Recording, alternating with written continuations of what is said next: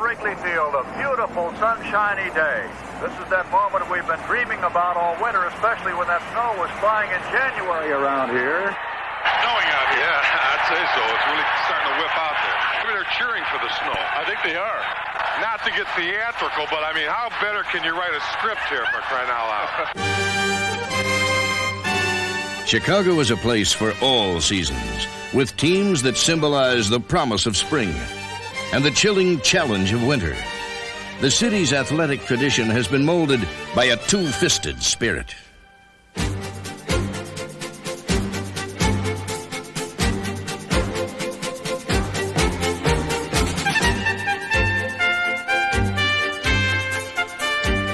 Frigid fields and rain-slicked roadways are part of a diverse sporting landscape forged by heart and muscle.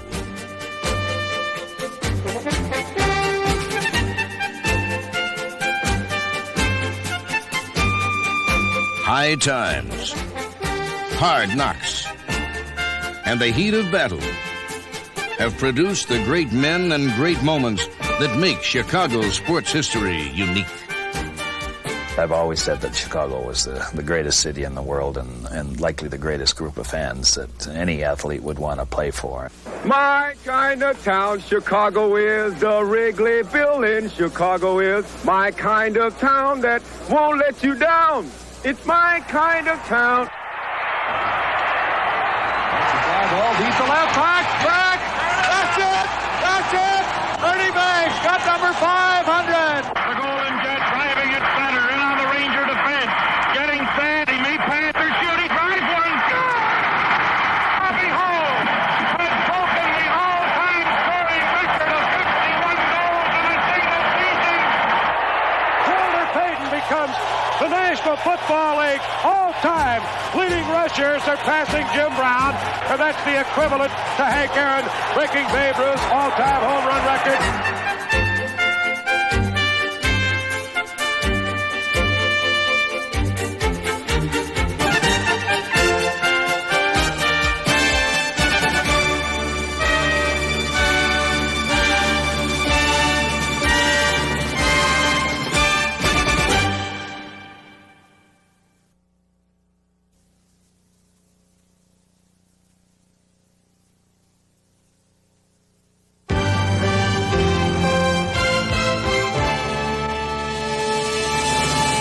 Carl Sandburg celebrated Chicago as the husky, brawling city of big shoulders.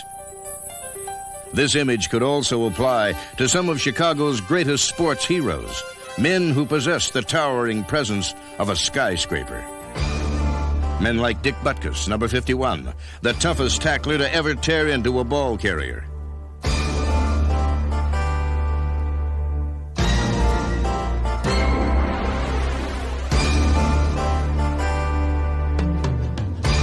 This Hall of Fame linebacker earned All-Pro honors 8 times during his 9-year career. Butkus is synonymous with football. It's synonymous with hitting, contact, aggressiveness. He's the best who ever played the position. While Dick Butkus was a hard-hitting heavyweight on the gridiron, a Chicago-born welterweight named Barney Ross fought his way to fame in the boxing ring. He was not what you call a devastating puncher who could take you out with one punch. He could hit you in a proper position. He could blueprint you. He could tell you, I'm going to hit him right on the chin with a right hand. He had a left jab that was like a machine gun. And he'd get out there and that left hand start going and moving. And when he hit you with a right hand, he didn't just throw a right hand for the sake of throwing a right hand. He hit you right on the chin. Ross was a scrappy hero during scuffling times. He was very well loved. Came along right during the Depression when you had nothing to look forward to. When all you saw were pictures of men selling apples and people out of work waiting in lines. Barney Ross played a very, very important role in taking us out of the doldrums and having something to look forward to. In 1963, the city rallied around a team of battlers, Loyola University's basketball squad. Everybody was sitting back saying, Loyola, oh, that's that university by the railroad tracks down there on the North Shore. I think that's the one in Chicago. I don't think it's the one in New Orleans. And they weren't sure, and they kept winning games and winning games. And I don't think that anybody thought that this team was going to be the national champions. Then they got into the tournament, and then they played like nobody else had played. In the NCAA tournament title game, the upstart Ramblers made up a huge deficit, then took defending champion Cincinnati into overtime.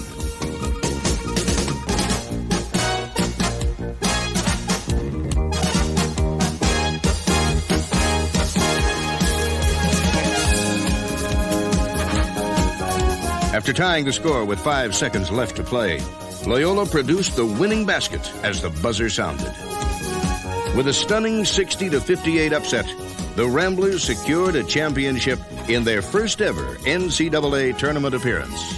To many, the Ramblers were a team that had come from nowhere to win it all. But local residents could claim with pride that this team had come from Chicago. The NHL Blackhawks provided Chicago with another championship team during the 60s. In 1961, the Hawks bested Detroit 4-2 and won their first Stanley Cup since 1938. As far as having the guts and the drive and the desire, I don't think any team had more or as much as that particular 1961 team. Remember, it's not how fast you do it. There's no winners and losers in this thing. Today, Stan Mikita operates a hockey camp for hearing-impaired children. Get your body in front of him. You don't have to hit him. Just stand in front of him. But when his career began, Mikita was not exactly a positive role model for youngsters. Number 21 had a penchant for piling up penalties. Despite heaven-sent talent, Mikita was hell on skates. In Montreal, the French-Canadians called me Le Petit Diable, which translated means the little devil. My style of play was the gung-ho, go-get-'em type of thing in the corners. I didn't mind going in the corners. I went out and started beating on people before they started beating on me. Naturally, because of my size, I didn't win too many fights. I used to tell him all the time, Stan, you have to change your attitude. And he'd say, if I were you, Bobby, I'd spear this guy, and I'd hack this guy, and I'd whack this one. And I said, Stanley, but I said, I don't have a long enough stick to score from the penalty box. I said, where you are most of the time. You know, I was accumulating penalties at well over 100 minutes a season. And at that time, that was kind of unheard of, really, especially for a center iceman. But in 1965, the Little Devil was redeemed by a little angel. Our youngest child at the time, Meg, she was 3 years old, would stay up and watch maybe 1 or 2 periods of the game. And she made a comment to her mother. She said, Mommy, why is it that sometimes when the whistle blows, the other guys go to their own bench, they sit with their friends and their teammates, and sometimes when the whistle blows, Daddy has to sit by himself. Does he not like his teammates or they don't like him? And, you know, I kind of thought to myself, if a 3-year-old child could see that something is wrong, then I should be able to figure out what was going on. This fiery spirit became a model of fair play. A 2-time MVP, he was also awarded the Lady Byng Trophy for sportsmanship. And in 1983, Stan Mikita was inducted into the Hockey Hall of Fame.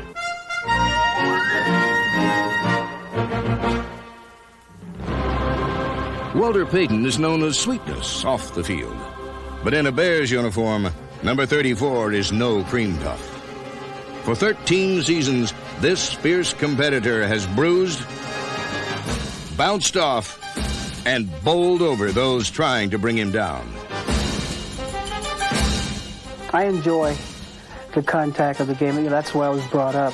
Once you have that ball, you have the shoulder pads on, you have the helmet. Instead of taking it, try to dish it out. When they hit you as hard as they can and then you pop back up, then you go, oh my God, I tried to kill this guy and it didn't hurt him. I just might as well, it's going to be like this all day. I just might as well just tackle him and get him down.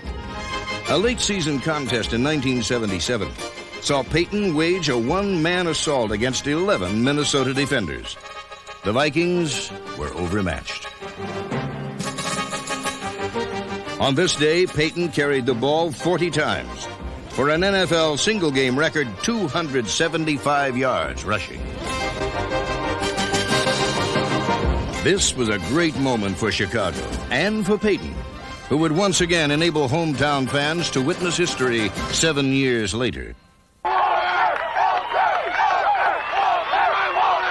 In his 10th NFL season, Peyton surpassed Jim Brown as pro football's all-time leading rusher. All right, here we go. McMahon asked for quiet.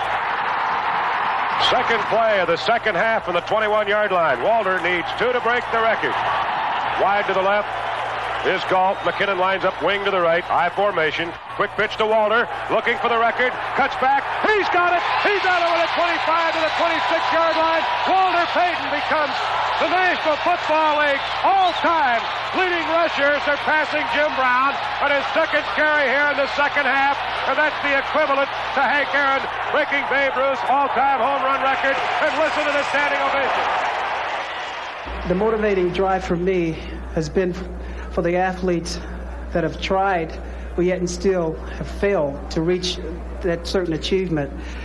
And also the athletes that didn't get an opportunity to, like the Overstreets and the Delaney's and the Brian Piccolos.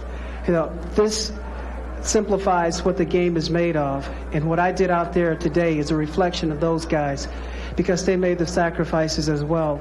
And it's a tribute to me to bestow this honor upon them. Thank you.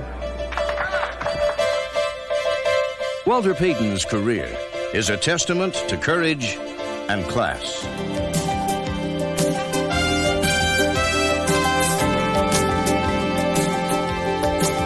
He typifies the tradition of Chicago's great sports heroes, athletes who have consistently demonstrated that the city of big shoulders also has a big heart.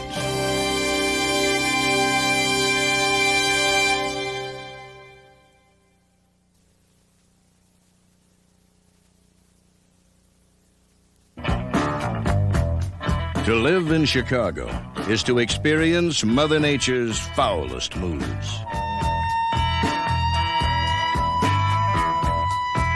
In 1932, a snowstorm forced the first playoff game in NFL history off the Wrigley Field turf and under the roof of Chicago Stadium. The Bears won, playing on a field that was scarcely 80 yards long. In 1987, the wettest August in Chicago history sent golfers at the Western Open scurrying for scuba gear. But a cold December drizzle in 1965 wasn't enough to stop a Kansas Comet from making history. The day of the game, very, very rainy, wet day, and I don't like to play in wet weather because anything can happen. You can slip and pull a muscle. There's so many things that you can't do on a wet day. But that particular day, everything went right for Gale Sayers. The 49ers were slipping. The rest of the Bears were slipping. But Gale just walked through everybody and scored 6 touchdowns. It worked out to be an outstanding day for me. Things that he did that day, I don't know that they'll ever be duplicated. I remember one thing, that was the best catch I ever made in football that day, and nobody remembers it because he scored 6 touchdowns. That's the truth. And at one point, I turned to a friend of mine on the sidelines, John Thomas. I knew I could trust him to talk like this to him. And I said to him, John, this may sound bad. I said, I'm enjoying this. We're watching history. And he says, you know, I am too. Chicago crushed San Francisco 61-20 in the greatest game of the Kansas Comet's career. A career that was punctuated in 1977 when Gale Sayers became the youngest man ever voted into the Pro Football Hall of Fame. The climate was decidedly sunnier on July 6, 1933. The World's Fair was underway, and Chicago celebrated by hosting baseball's very first All-Star Classic. Tribune sports editor Arch Ward created the original idea of a game between the best of the American and National Leagues. And in the inaugural, Babe Ruth stole the show with the first home run in All-Star history. The midsummer meeting was supposed to be a one-time-only affair. But 50 years later, Comiskey Park once again played host, this time for the game's silver anniversary. On that night, native Chicagoan Fred Lynn made all-star history right in his own hometown. Lynn blasted the first Grand Slam homer in all-star annals while helping the American League snap an 11-game losing streak. Comiskey Park was a haven for heroes throughout that summer. The White Sox stormed to the Western Division title by winning ugly. Their brand of baseball wasn't pretty, but the results were beautiful. The Sox won the West by a record 20 games, clinching the title at Comiskey on September 17th. Here's the pitch to Baines. Swinging a fly ball. This will be it. Center fielder's got it. Cruz is tagged. Here's the throw. Not in time. Stop Lynn.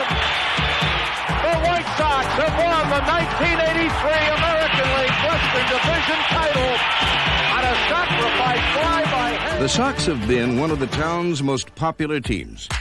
But few fans know that the Harlem Globetrotters were a Windy City creation, founded in 1927 by Chicagoan Abe Saperstein. My dad got together a group of Phillip High School students from Chicago who were the city champions. And my father then went on to rename this group of 5 athletes the Harlem, connotating black, not that they came out of Harlem. Globetrotters, because he had aspirations of them going perhaps as far as Iowa and maybe as far east as Ohio and possibly up to Wisconsin. The Trotters' fame has extended a bit further than the American Midwest.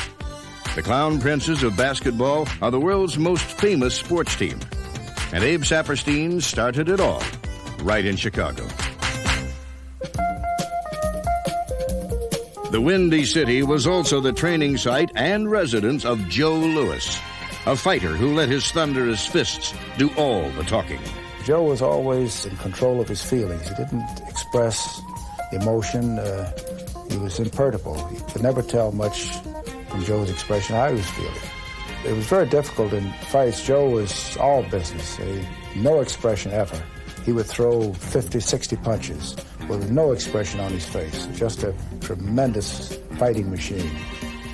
In 1937, at Comiskey Park, Louis knocked out James Braddock and became the youngest man and only the second black ever to win the heavyweight title.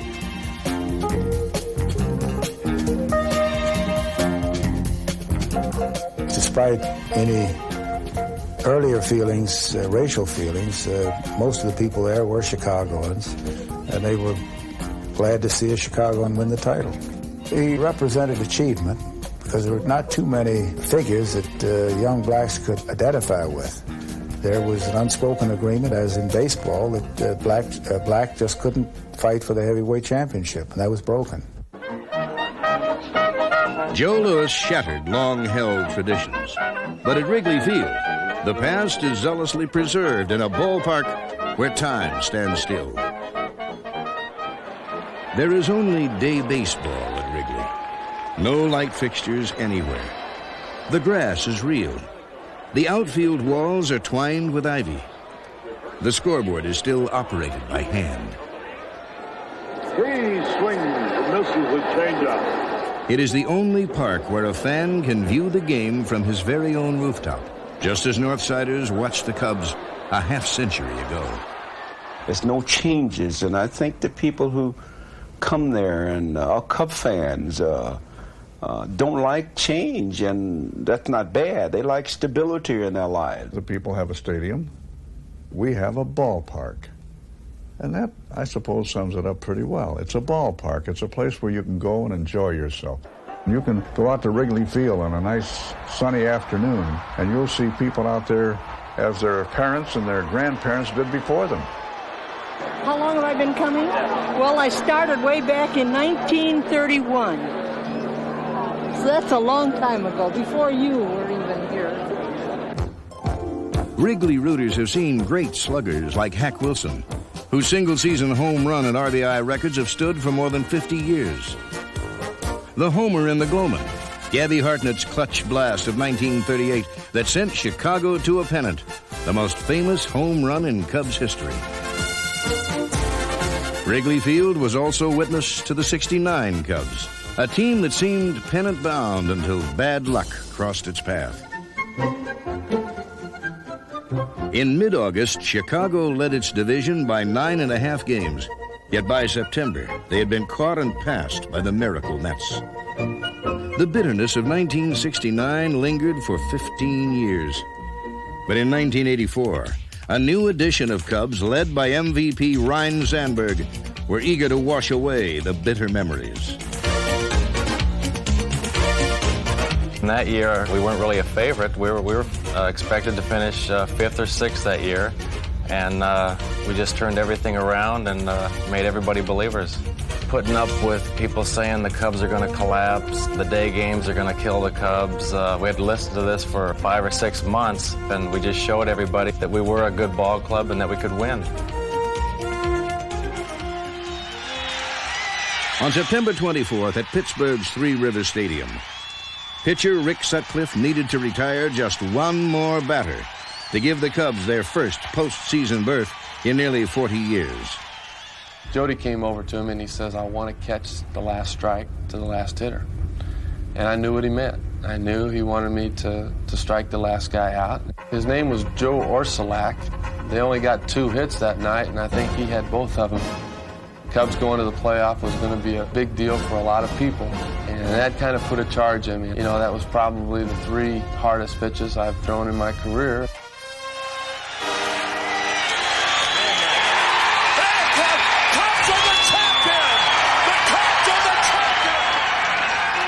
To the long-suffering who had loved yet lost with their Cubs, this win reaffirmed the hopes and dreams of a city that remains forever loyal to the heroes of Wrigley Field.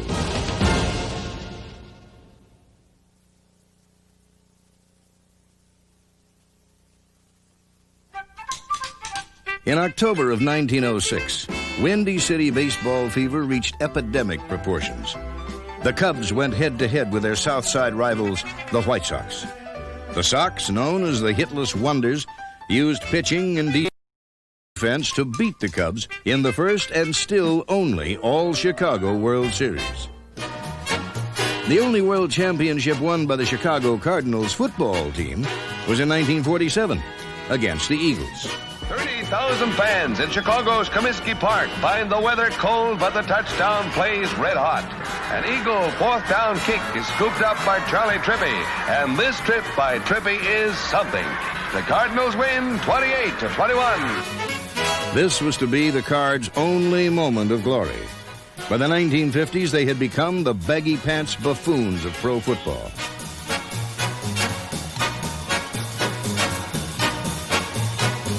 The Cardinals ran plays that looked like they'd been drawn in the dirt.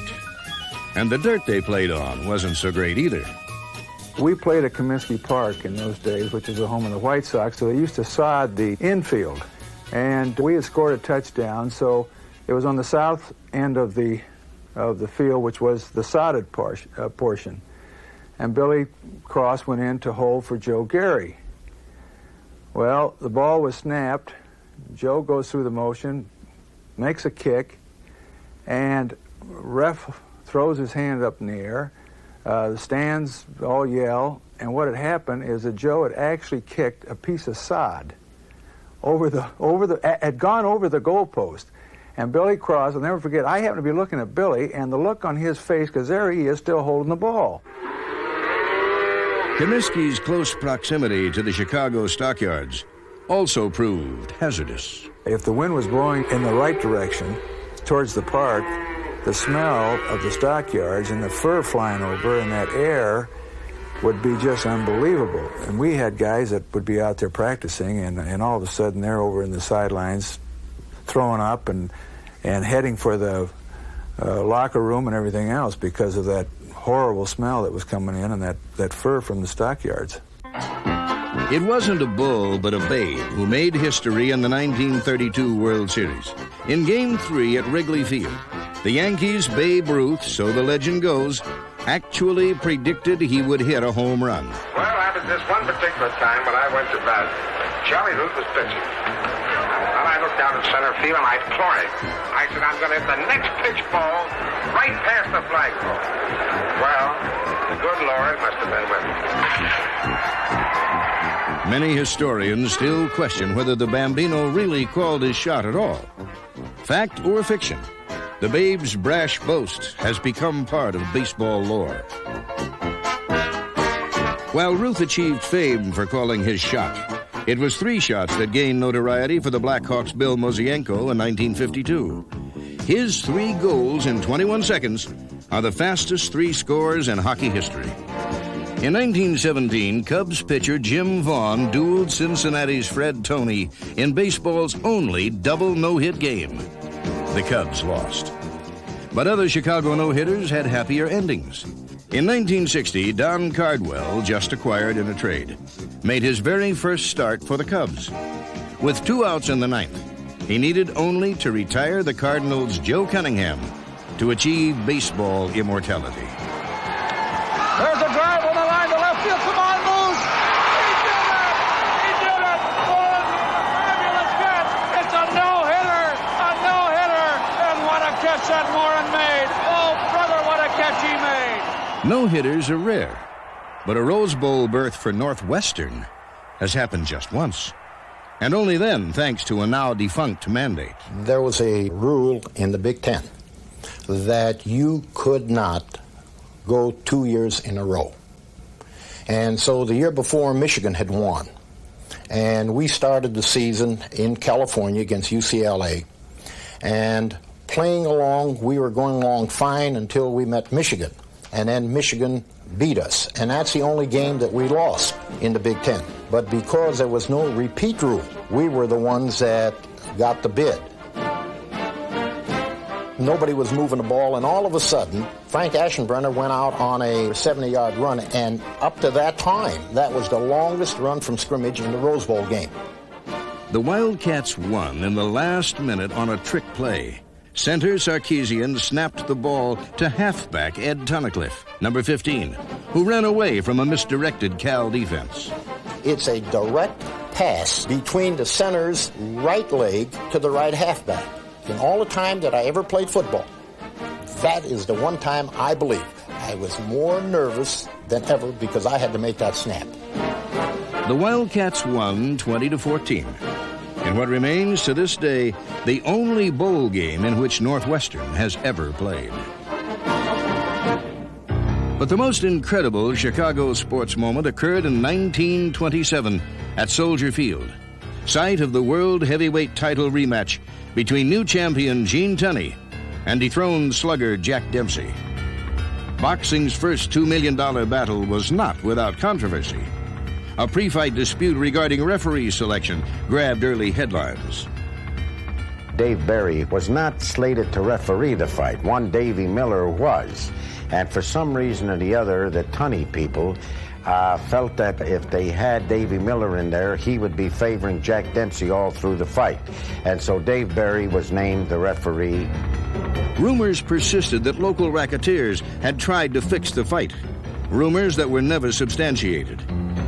What 145,000 spectators did see that night was the most bizarre boxing match in history. Dempsey was out to end it early, and he knew that he was in with a pretty good boxer in Gene Tunney. But he knew if he hurt him once, he could take him out. And Jack Kearns, who was the manager of Dempsey, had said, "Now look, Jack, whatever you do, don't let him go too long. He'll outbox you." And he was getting outboxed, but not that bad. And so the theory was, get him early, and be as vicious as you have been in the past. Dempsey comes on through with a terrific right. There's another right landing on the champion's jaw. A barrage of left to right, and Tunney is down! Tunney is down! Dempsey's on the other side, and the referee has not yet begun to count. Now, the neutral corner was new at the time, but he had to go to the farthest neutral corner. But following the theory of Jack Kearns, Dempsey stopped in the center of the ring, waiting for Tunney to come up so that he could hit him again and hit him real good and hard because he had the momentum. Well, by this time, the count could have been 25, and Tunney was still on the floor, and finally he went into the corner, but by that time, that count had really arisen. Dave Barry's forced long count had bought Tunney valuable time to recover. The champion survived the round and went on to decision Dempsey in 10. Dempsey first disputed, then finally dropped his objections, announcing his retirement soon after. Tunney himself fought only once more, the final postscript to the strangest moment in Chicago's sports history.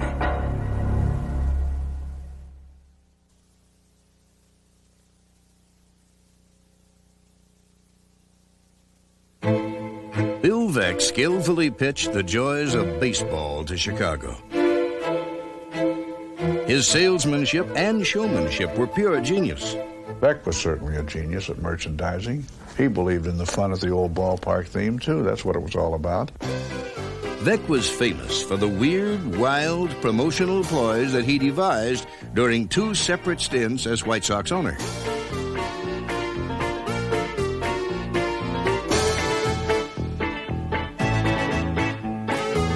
This innovative iconoclast gave Comiskey Park the aura of a 3-ring thrill show.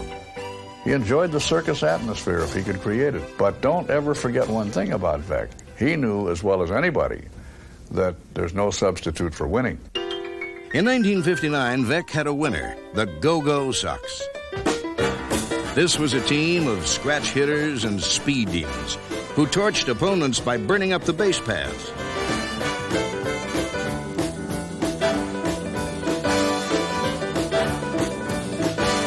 The home run was a seldom thing for the Sox, but they ran home with a dizzying and dazzling efficiency.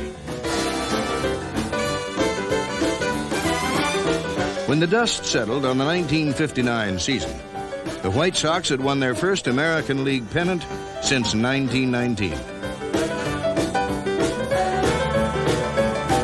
Winning a pennant really shook up the south side of Chicago. Fire Commissioner Quinn turned the air raid sirens on, and some people were put out by it. Most of the ones that were put out were not baseball fans, naturally. The ones that were fans, they were happy by it. Any jubilation that could happen, they were part of it.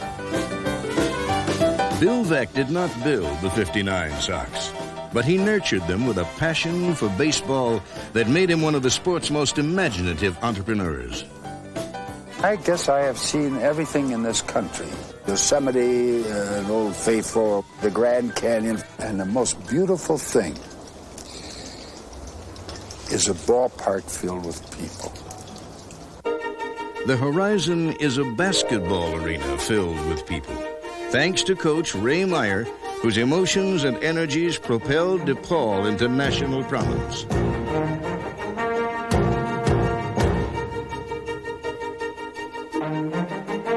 For 42 seasons, Meyer earned a huge share of hurrahs and unleashed a hard volley of harangues. Watch him, Mitch!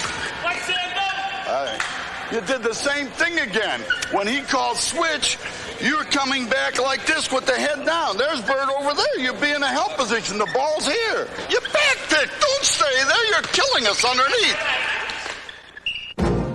The man known simply as Coach produced 724 victories and 20 postseason tournament bids during a tenure that began in 1942.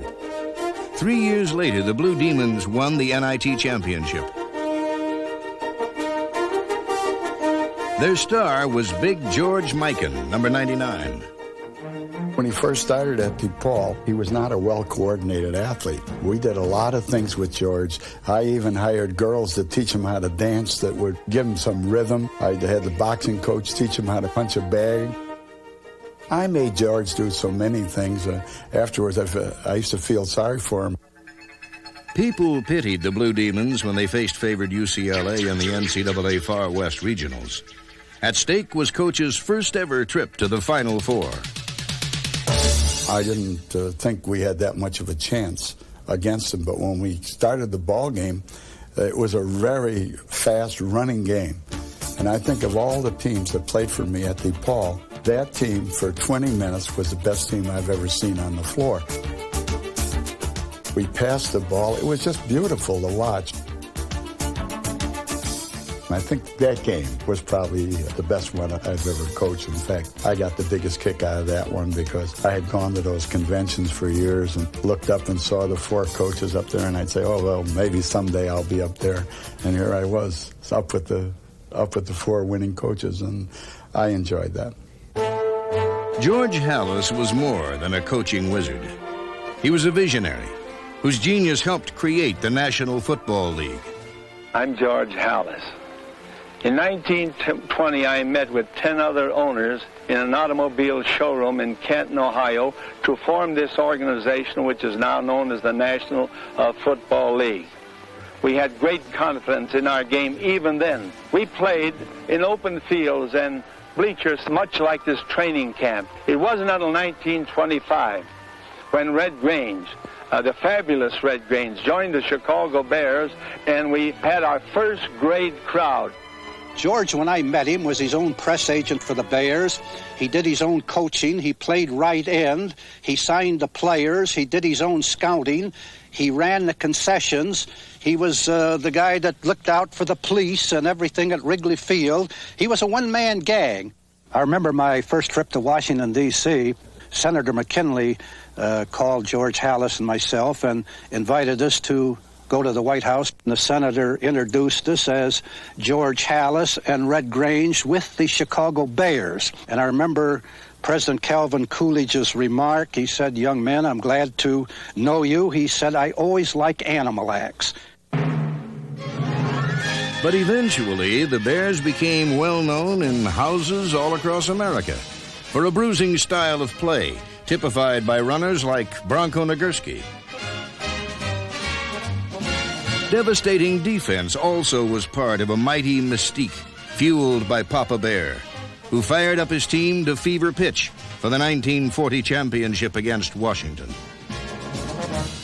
2 weeks previously, the Redskins beat them 7-3. Subsequently, George Marshall, the owner of the Washington Redskins at that time, plastered his newspapers with stories about the Bears being crybabies over losing that game. And Halas, all he had to do was just remind them of some of those things that were said and printed and quoted.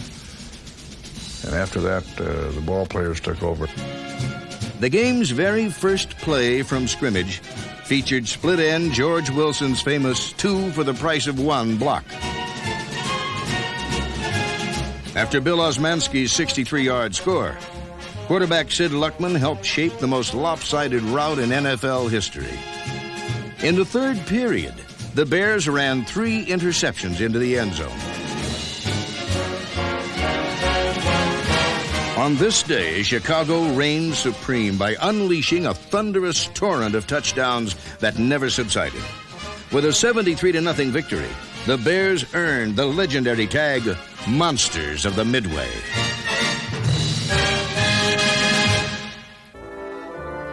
But eventually, Halas stopped producing champions, and by 1963, it appeared that Father Time had gotten the best of Papa Bear. George Halas was getting up in years, and remember, the Bears hadn't won a world championship since about the mid-40s. The media was on Halas for remaining as coach again. The game has passed him by. He's too old now. But the Bears captured the 1963 championship by beating the Giants 14-10.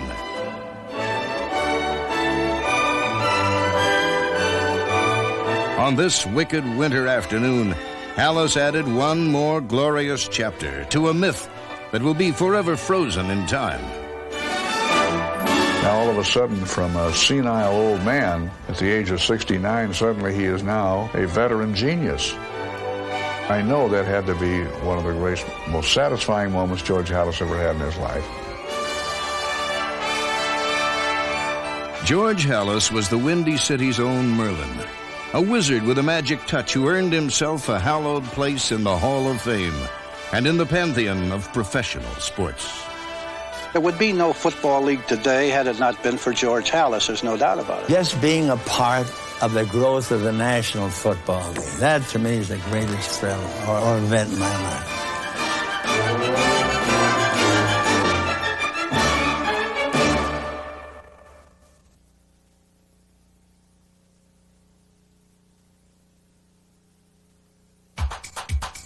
Chicago has been home for great players and heaven for superstars. Michael Jordan of the Chicago Bulls is so overloaded with talent, you would think he'd short-circuit.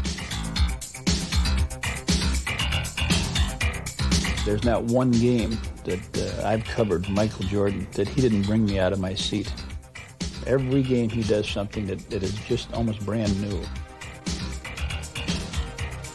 Michael does not do like a lot of other fellows do in the NBA, going out and play against the best defensive player each night. Michael usually plays against the best 3 defensive players on another team. But one day that I don't think I will ever forget was April 20th, 1986. It was 5 days after I had to pay my income tax like everybody else, and we were in the Boston Garden. You have to remember, Michael had missed 64 games during the regular season, and he broke his foot. He was out 64 games. Michael came back and put together a performance in a double overtime. He got 63 points. I think he made every variety of shot that you could make. Here came Mr. Jordan, and there went the single-game playoff scoring record. His 63 points became a great moment in both NBA and Chicago sports history.